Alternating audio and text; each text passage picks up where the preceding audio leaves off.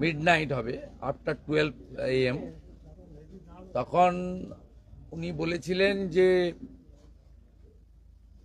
প্রাথমিক ধাক্কা কাটিয়ে ওঠার পরে আপনার সঙ্গে আমি একটু 1 to 1 কথা বলবো।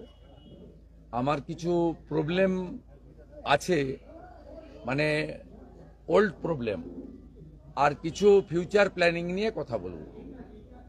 তা কালকে যখন এয়ারপোর্টে দেহ আসে, সেখানে অত্যন্ত ভাবুক একটা পরিবেশ তৈরি হয়েছিল, বেদনাদায়ক পরিবেশ তৈরি হয়েছিল।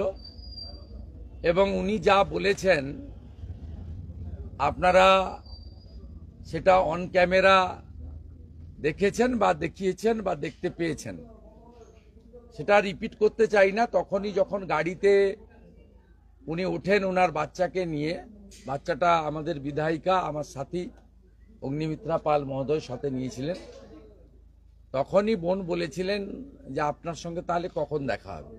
আমি বলেছিলাম আগামীকালই দেখা হবে।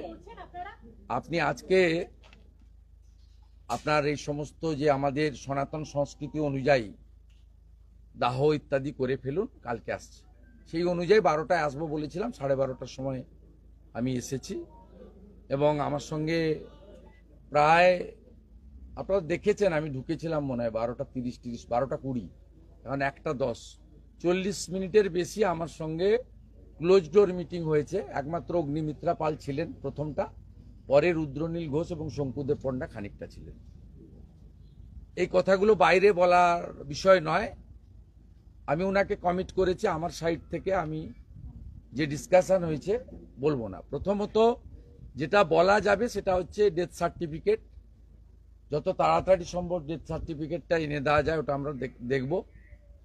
এবং ভারত সরকার, জম্মু কাশ্মীর সরকার বা আমাদের রাজ্য সরকার, তারা কিছু ফিনান্সিয়াল অ্যাসিস্ট্যান্স ডিক্লেয়ার করছে কিনা সেটা আমরা দেখব। করা উচিত, নিশ্চিতভাবে নরেন্দ্র মোদীজি আছেন, তিনি করবেন এই পরিবারগুলির জন্য। তার সাথে সাথে আমাদের পার্টেও কিছু করার থাকবে।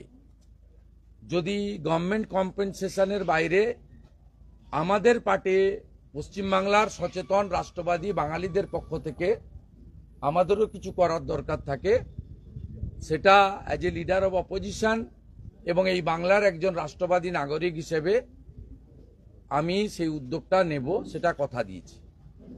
উনার নিরাপত্তা, উনার বাচ্চার ভবিষ্যৎ, এই বিষয়ে অন্য অনেকে করছেন, এটা রাজনীতির বিষয় নয়।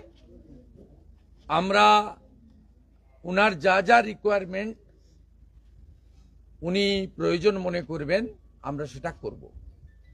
মাননীয় রুদ্রনীল ঘোষ এবং অগ্নিমিত্রা পাল সাউথ ক্যালকাটাতেই থাকেন, তারা নাম্বার শেয়ার করে নিয়েছেন, যে কোনো রকম প্রয়োজনে তারা হেল্প করবেন।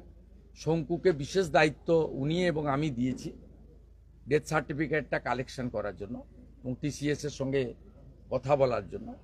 বাকি গভর্নমেন্ট, সেন্ট্রাল গভর্নমেন্ট এবং স্টেট গভর্নমেন্টগুলো কি করছে দেখে আমরা বাকিটা দেখব এবং মানডে প্রয়োজন হলে আবার ওনার সঙ্গে বসে কথা বলবো।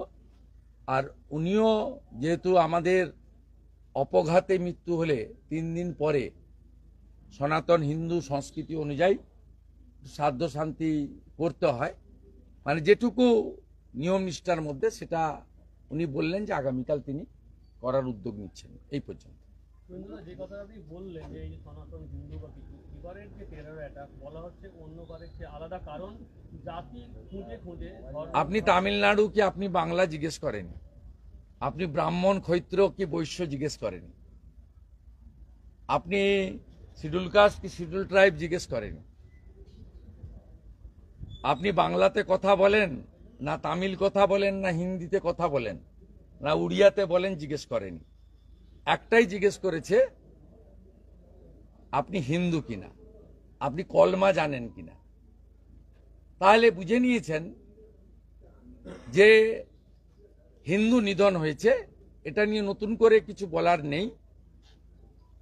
গতকাল আমাদের বোন নিজে অন ক্যামেরা বলেছেন, আর তৃণমূল কাউন্সিলর অসীম বসুর উপস্থিতিতে সমীর গুহ স্ত্রীও তার অশ্রুসিক্ত নয়ন দিয়ে আমার কাছেই বলেছে, অসীম বসু উইটনেস, তৃণমূলের লোককেই সাক্ষী মানছে, বলেছে যে আমার স্বামীর হাতে ডোর ছিল, মানে হিন্দুরা যে তাগা বাঁধে ডোর, সেইটা থাকার জন্য মেরেছে, এবং বলেছে তোরা মোদি বাবুর লোক।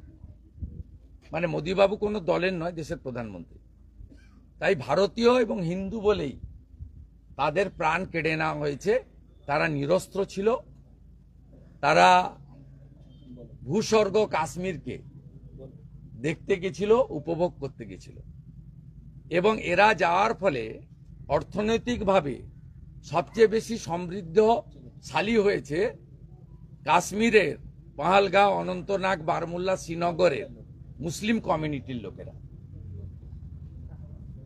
আমি পশ্চিমবাংলার ট্যুরিস্টদের অনুরোধ করব, হিন্দু ট্যুরিস্টদের ডেমোগ্রাফি দেখে ট্যুর প্ল্যান করার জন্য।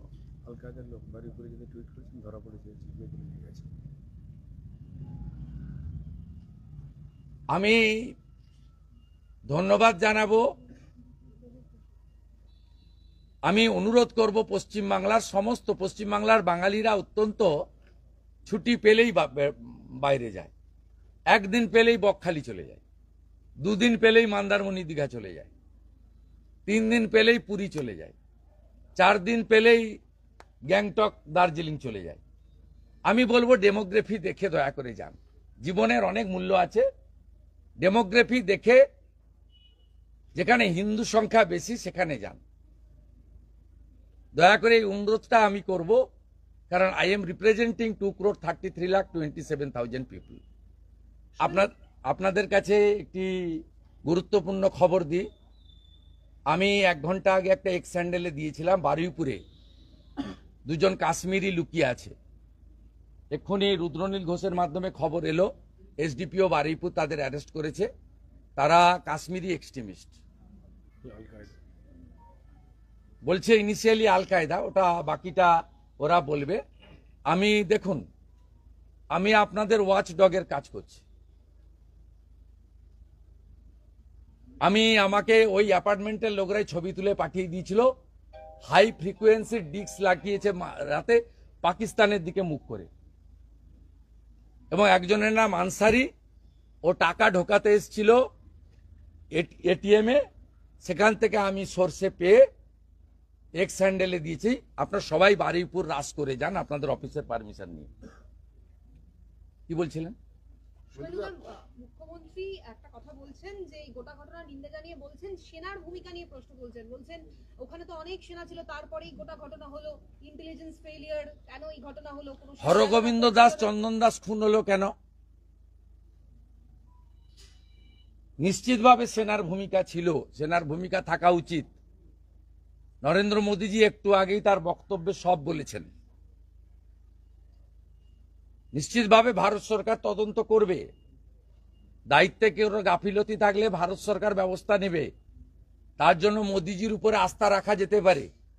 কিন্তু কাঁচের ঘরে বসে মুখ্যমন্ত্রী মমতা ব্যানার্জি ঢিল মারছেন কেন? হরগোবিন্দ দাস, চন্দন দাস বাড়িতে ঢুকে জবাই করা তরবারি দিয়ে কাটলো কেন মাননীয় মুখ্যমন্ত্রী? আপনার পুলিশ শাটারের ভিতরে ঢুকে গেছিল কেন? আপনার পুলিশ হাওয়া হয়ে গেছিল কেন ধুলিয়ান, মুর্শিদাবাদ, শামসেরগঞ্জে? আমি বলেছিলাম যাহা মোথাবাড়ি তাহাই আমার বাড়ি, আজকে বলছি যাহা মুর্শিদাবাদ তাহাই কাশ্মীর। টার্গেট 1, হিন্দু নিধন করো।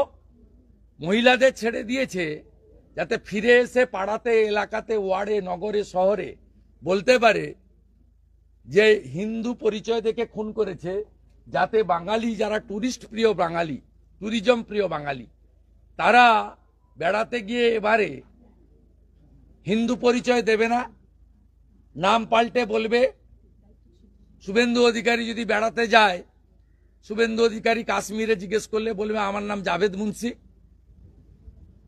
শুভেন্দু অধিকারীকে যদি বলা হয় কালমা পড়তে, এখন থেকে বাঙালি পর্যটকরা যারা মুসলিম অধ্যুষিত কেরালা বা কাশ্মীরে যেতে চান, তাদেরকে এখন থেকে কলমা একটা লাইন প্র্যাকটিস করে যেতে হবে। সেই জন্য বাড়ির স্ত্রী, বোন মহিলাদেরকে ছেড়ে দিয়েছে, পুরুষদেরকে খুন করেছে, যাতে সমগ্র হিন্দু সমাজের কাছে এই বার্তাটা যায় যে তোমরা কখনো হিন্দু পরিচয় দেবে না, হিন্দু পরিচয় দিলে তোমাদের প্রাণ চলে যাবে। শুভেন্দুদা